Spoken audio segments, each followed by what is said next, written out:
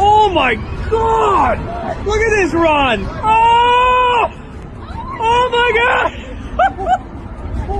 UNESCO hisobotiga ko'ra, muzliklarning erishi dunyo bo'ylab 2 milliardga yaqin insonni suv va oziq-ovqat ta'minotida jiddiy xavf ostida qoldirishi mumkin.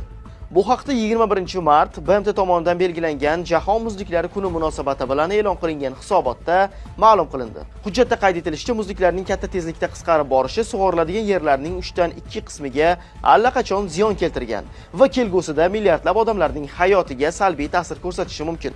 Bu jarayon ayniqsa Norvegiya, Shvetsiya, Ant tog'lari va Sharqiy Afrikada yaqqol ko'zga tashlanmoqda. Mutaxassislar qisqarayotgan muzliklar tufayli yer yuzasining quyosh nurini aks ettirish qobiliyati pasayayotgani, bu esa global isishni yanada tezlashtirayotganini ta'kidlashmoqda. Hozirda Kolorado vodiysidagi qurg'oqchilik, Arktikada 2027-yilgacha muzliklar to'liq erishi mumkinligi va Yevropada kelajakdagi kuchli sovuqlar xavfi kabi omillar ham muzliklar yo'qolishining xavfli oqibatlari sifatida sanalmoqda. UNESCO bosh direktori Audrey Azoulay vaziyatni o'ta kritik deb baholab, muzliklarni saqlab qolish bo'yicha shoshilinch choralar ko'rishga chaqirdi.